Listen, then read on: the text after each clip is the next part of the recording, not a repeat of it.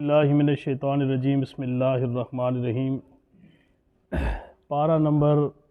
9 جب ہم نے کل ختم کیا تھا تو وہاں پر سورۃ الانفال یہ سورت چل رہی تھی۔ انفال کے بارے میں نے عرض کیا تھا کہ انفال کا معنی مال غنیمت ہوتا ہے۔ یہ نفل کی جمع ہے اور اس کا مطلب مال غنیمت ہوتا ہے۔ اب پارہ نمبر 10 جو ہے اس میں بھی سورۃ الانفال ہی کا ذکر موجود ہے، اور مال غنیمت جو ہے وہ اس کو کس طریقے سے تقسیم کیا جاتا ہے سورۃ الانفال کے اندر اس بات کو بیان کیا گیا ہے کہ مال غنیمت کا جو 5واں حصہ ہوتا ہے اس کے 5 حصے کیے جاتے ہیں۔ 5واں حصہ جو ہوتا ہے اس میں رسول اکرم صلی اللہ علیہ وسلم، آپ کے جو قرابت دار ہیں، یتیم ہیں، مسکین ہیں، مسافر ہیں، ان کے لیے 5واں حصہ جو ہے وہ نکالا جاتا ہے۔ باقی جو 4 حصے ہوتے ہیں وہ مجاہدین کے درمیان تقسیم کیے جاتے ہیں۔ مال غنیمت جتنا ملتا ہے، مثال کے طور پہ اگر 5 لاکھ مال غنیمت کے اندر رقم ملتی ہے تو اس میں سے 1 لاکھ جو ہوگا اس میں اللہ کے رسول اللہ کے رشتہ دار، یتیم، مسکین اور مسافر جو ہے وہ 1 لاکھ ان پہ تقسیم کیا جائے گا۔ باقی جو 4 لاکھ ہوگا وہ سارے کا سارا جو مجاہدین اس غزوے کے اندر یا جنگ کے اندر شریک ہوتے ہیں ان کو وہ مال دیا جاتا ہے۔ اب یہاں پر جو سورۃ الانفال ہے یہ غزوہ بدر کے حوالے سے جو ہے وہ بیان کی گئی ہے۔ اس غزوہ بدر کی حالت یا اس کی کیفیت کو سورۃ الانفال کے اندر اس طریقے سے بیان کیا گیا ہے یا اس طریقے سے منظر کشی کی گئی ہے کہ جس طرح سے کوئی شخص خود اپنی آنکھوں سے اس غزوے کا منظر جو ہے وہ دیکھ رہا ہوتا ہے۔ یہاں پر غزوہ بدر کے موقع پر اسی سورۃ الانفال کے اندر اللہ تعالیٰ نے مسلمانوں کو یہ حکم ارشاد فرمایا ہے کہ وہ مادی طور پہ، عسکری طور پہ اور روحانی طور پہ ہر وقت تیار رہے۔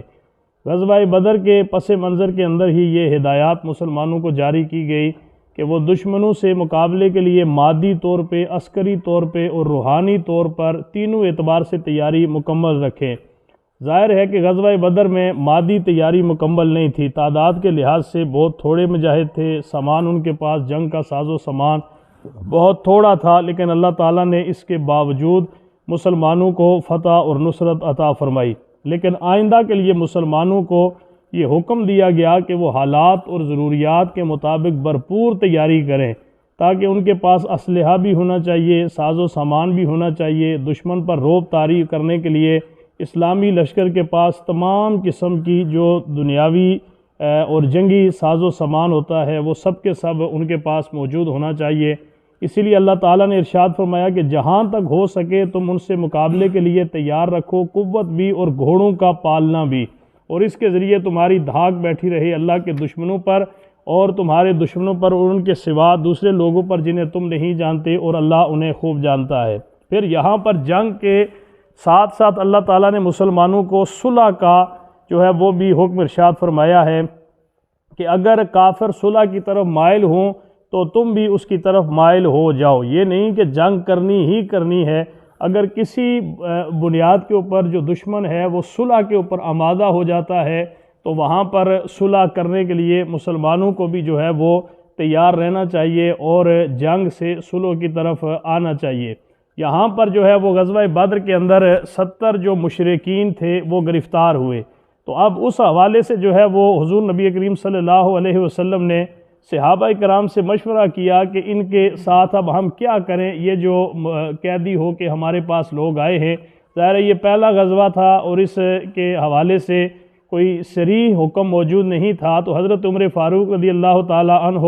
اور دوسرے کئی صحابہ کی یہ رائے تھی کہ ان کو ہم قتل کر دیتے ہیں جو ہمارے پاس قید ہو کے آئے ہیں، جبکہ حضرت ابوبکر صدیق اور بعض دوسرے صحابہ نے مشورہ دیا کہ انہیں فدیہ لے کر آزاد کر دیا جائے۔ حضور پاک صلی اللہ علیہ وسلم نے بھی اسی رائے کو پسند فرمایا اور ان قیدیوں کو رہا کر دیا، لیکن اللہ تعالیٰ نے ان قیدیوں کو رہا کر دیا، لیکن اللہ تعالیٰ نے حضرت عمر فاروق کی رائے کو پسند فرمایا۔ اسی لیے حضرت عمر فاروق رضی اللہ تعالیٰ عنہ، یہ جو باہر ہم نے مسجد کے اوپر لکھے ہوئے نا القابات، وہاں پر لکھا ہوا ہے کہ الموافق رایہ بالوحی، یہ حضرت عمر فاروق رضی اللہ تعالیٰ عنہ کا جو لقب لکھا ہوا اس کے ساتھ لکھا ہوا ہے الموافق رایہ بالوحی، یعنی یہ وہ ہستی ہیں کہ جن کی رائے کی اللہ تعالیٰ نے وحی کے ذریعے جو ہے وہ اس کی موافقت فرمائی ہے۔ حضرت عمر فاروق رضی اللہ تعالیٰ عنہ کئی مقام کے اوپر حضرت عمر فاروق کی جو رائے ہوتی تھی اللہ تعالیٰ اسی کے مطابق قرآن کی وحی نازل فرما کے حضرت عمر فاروق کی رائے کی اللہ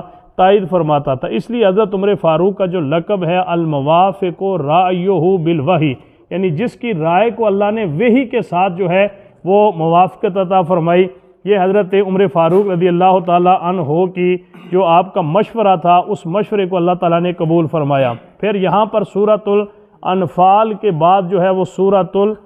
سورہ توبہ جو ہے وہ اس کا آغاز ہوتا ہے۔ سورہ توبہ وہ توبہ ہے کہ وہ صورت ہے کہ جس کے شروع میں بسم اللہ شریف نہیں پڑھی جاتی۔ یہ صورت ایسی ہے کہ جس کے شروع میں بسم اللہ نہیں پڑھی جاتی۔ یہ وہی معاملہ ہے کہ اس میں اللہ تعالیٰ نے عہد جو تھا مسلمانوں کا مشرکین کے ساتھ، اس عہد کو توڑنے کا حکم دیا کہ اب یہ اس قابل نہیں کہ ان کے ساتھ مزید عہد و پیمان جاری رکھا جائے، لہٰذا ان کے ساتھ جو پرانے جتنے بھی عہد تھے وہ سب توڑ دو اور ان کے ساتھ جو ہے وہ اب طاقت کے ساتھ کھل کے سامنے آؤ۔ وہی مرغے والی بات ہے، ذبح کرتے وقت اس پہ صرف بسم اللہ پڑھی جاتی ہے، بسم اللہ الرحمن الرحیم نہیں پڑھا جاتا۔ اب یہاں پر بھی برات من اللہ و رسولہ، یہاں پر یہ اللہ تعالیٰ نے مشرکین سے اپنی برات کا اظہار کیا ہے، اس لیے یہاں پر بسم اللہ الرحمن الرحیم جو ہے وہ نہیں پڑھا جاتا، کیونکہ اس صورت کے اندر جو ہے وہ اللہ تعالیٰ کی شان قہاریت، شان جباریت کو بیان کیا گیا ہے، تو لہٰذا اس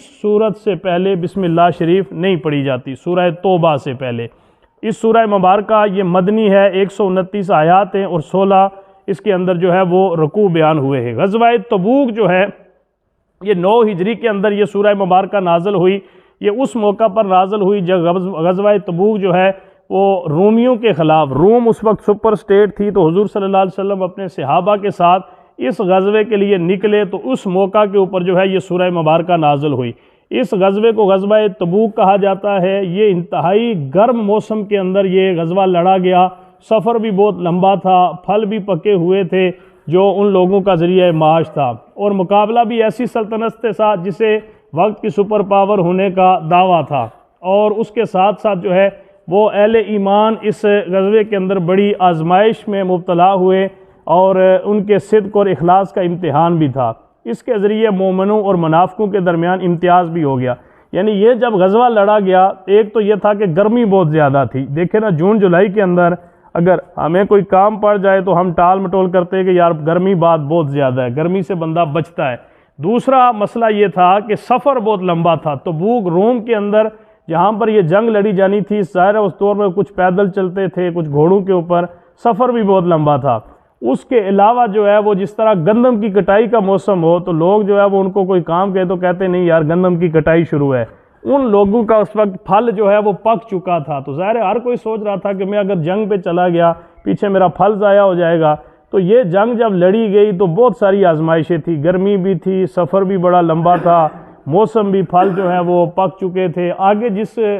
کے ساتھ مقابلہ تھا وہ بھی سپر پاور تھی۔ جس طرح آج کوئی ہمیں کہے کہ چلو جی امریکہ کے ساتھ جنگ لڑنے کے لیے چلتے ہیں، اور چلتے بھی ایسے ہی خالی ہاتھ ہے، تو ہم میں سے کوئی بھی نہیں جائے گا، اس کو پتہ ہوگا آگے وہ سپر پاور ہے تو ہم نے کدھر جو ہے ان سے جنگ کرنی ہے۔ تو اس موقع کے اوپر نا جو منافق تھے وہ اور مسلمان الگ ہو گئے۔ مسلمانوں نے کہا جو بھی ہو جائے ہم چلیں گے، پھل ضائع ہوتے ہونے دیں، ہم گرمی کے اندر کوئی مسئلہ نہیں، ہم جائیں گے۔ انہوں نے کہا ہم جائیں گے۔ جو منافق تھے نا برائے نام جو مسلمان، جس طرح مطلب جو پکے نمازی ہوتے ہیں وہ رمضان شریف کے علاوہ بھی مسجدوں میں آتے ہیں، جو کچے نمازی ہوتے ہیں وہ رمضانی نمازی ہوتے ہیں، بس جو ہی جناب ادھر سے عید کا چاند نظر آیا انہوں نے چادر مونڈے پہ رکھی، اللہ ہی اللہ، اگلے سال پھر انشاءاللہ مولوی صاحب زندگی رہی یار زندہ تو مجلس باقی، اگلے سال پھر آئیں گے، ٹھیک ہے۔ تو انہوں نے کہا کہ جو مطلب اس طرح کے نا اللہ معاف کرے، ویسے میں نے مثال دی ہے، لیکن جو کچے مسلمان تھے انہوں نے کہا یار پیچھے پھل ضائع ہو جائے گا، مڑ کے آئیں گے تو کیلے تباہ، سیب تباہ، ہر کھجور تباہ،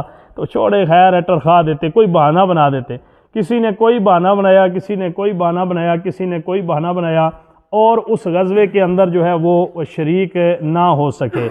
اب جب وہ غزوہ ہو گیا، غزوے کے اندر مسلمانوں کو جو ہے وہ فتح ملی۔ جب غزوے سے حضور صلی اللہ علیہ وسلم واپس جب آئے تو اللہ تعالیٰ نے پہلے ہی حضور کو بتا دیا تھا کہ جب آپ واپس جائیں گے نا تو یہ لوگ جو ہے وہ آپ سے منافقین قسمیں کھا کر کہیں گے کہ اگر ہم بھی طاقت رکھتے تو آپ کے ساتھ ضرور نکل پڑتے۔ پھر حضور کو فرمایا گیا کہ یا رسول اللہ جب آپ واپس جائیں گے تو یہ جو منافق ہے نا یہ قسمیں اٹھا اٹھا کے کہیں گے اور نہیں جی ہم نے جانا تھا، بس یہ مجبوری ہو گئی، یہ ہو گئی، یہ ہو گئی، یہ ہو گئی۔ اللہ تعالیٰ نے فرمایا کہ اے محبوب یہ لوگ تو جائے گا تو یہ ضرور جو منافق ہوں گے قسمیں اٹھا اٹھا کے کہیں گے کہ اگر ہمیں یہ عذر نہ ہوتا تو ہم ضرور جاتے، اگر یہ عذر نہ ہوتا تو ہم ضرور جاتے، یہ مسئلہ نہ ہوتا تو ہم ضرور جاتے، لیکن تو نے ان کی باتوں کو جو ہے وہ بالکل بھی در خور اعتنا نہیں لانا اور ان کی باتوں کی طرف توجہ نہیں دینی۔ یہاں پر منافقین کے ساتھ جو ہے وہ دوسری جو قومیں تھی، قوم نوح، قوم عاد، قوم سمود، قوم ابراہیم، قوم لوط اور قوم اصحاب مدین کا ذکر بھی جو ہے وہ سورہ توبہ کے اندر بیان فرمایا گیا ہے۔ اب یہاں پر جو ہے وہ منافقین جب واپس حضور صلی اللہ علیہ وسلم تشریف لے کے آئے تو وہ قسمیں اٹھا اٹھا کر جو ہے وہ کہنے لگے کہ ہم بھی آپ کے ساتھ جاتے، لیکن کسی مجبوری کی وجہ سے جو ہے وہ ہم آپ کے ساتھ